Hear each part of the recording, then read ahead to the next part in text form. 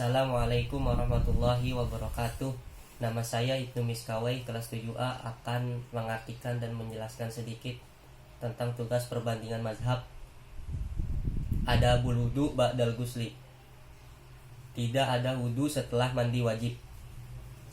Ada dua pendapat. Yang pertama itu alif, man qala bi wujubil wudu ba'dal gusli. Seseorang berkata tidak ada wudu, adanya wudu dengan adanya wudu setelah mandi wajib. Jadi yang pertama itu setelah mandi wajib berwudu lagi. Yang pertama itu hadis an Abi Hurairah radhiyallahu anhu qala Rasulullah sallallahu alaihi wasallam la taqbalu salatu ahadikum iza ahdatsa yatawadda, rawahu Muslim. Yang pertama ini dari Abu Hurairah radhiyallahu anhu berkata, Rasulullah sallallahu alaihi wasallam bersabda, tidak diterima salat seseorang jika berhadas sehingga dia berwudu. Yang pertama ini apabila kita sedang berhadas, maka kita berwudu. Setelah itu berwudu baru melaksanakan salat. Karena tidak diterima salat seseorang jika berhadas sehingga dia harus berwudu setelah itu. Yang kedua itu qala Rasulullah sallallahu alaihi wasallam, innamal a'malu binniyah, rawahul Bukhari, wa laysal wudu'i guslan walal guslu wudu'a. Yang kedua ini Rasulullah sallallahu alaihi wasallam bersabda, sesungguhnya segala sesuatu perbuatan tergantung kepada niatnya. Hadis riwayat Bukhari. Dan tidak ada wudu itu mandi dan tidak ada mandi itu wudu. Jadi yang kedua ini segala perbuatan apapun itu tergantung pada niatnya masing-masing. Dan wudu itu bukan pengganti mandi wajib, dan tidak ada mandi wajib itu juga pengganti wudu. Jadi pendapat yang pertama ini apabila kita berhadas melaksanakan mandi wajib lalu melaksanakan juga wudu, baru setelah itu kita melaksanakan sholat wajib maupun sunnah. Pendapat kedua yang man qala bi adamal wudu'i ba'dal ghusl, seseorang yang mengatakan tidaklah berwudu setelah mandi wajib. Yang kedua ini tidak berwudu lagi setelah mandi wajib. Yang pertama, an Aisyah anna Nabiyya sallallahu alaihi wasallam kana la yatawaddo ba'dal ghusli, rawahu Tirmizi. Yang pertama ini dari Aisyah radhiyallahu anha, tidak berwudu lagi setelah mandi wajib. Jadi yang pertama ini tidak berwudu lagi setelah mandi wajib. Setelah mandi wajib tidak berwudu lagi, langsung melaksanakan sholat saja.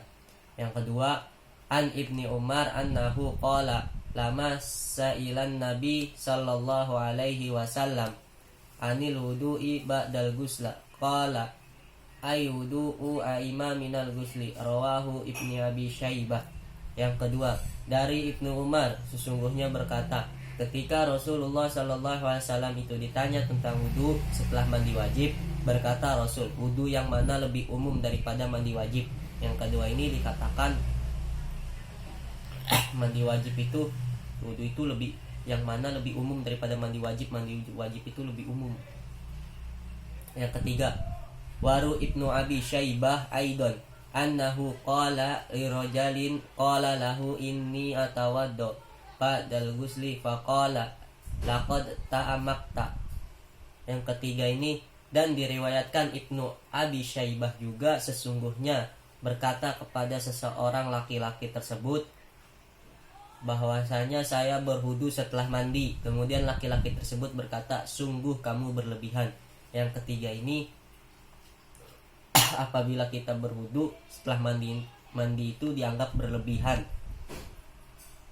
Yang keempat, an Aisyah qalat kana Rasulullah sallallahu alaihi wasallam la yatawaddu ba'dal ghusli minal janabah, rawahu Ibnu Majah.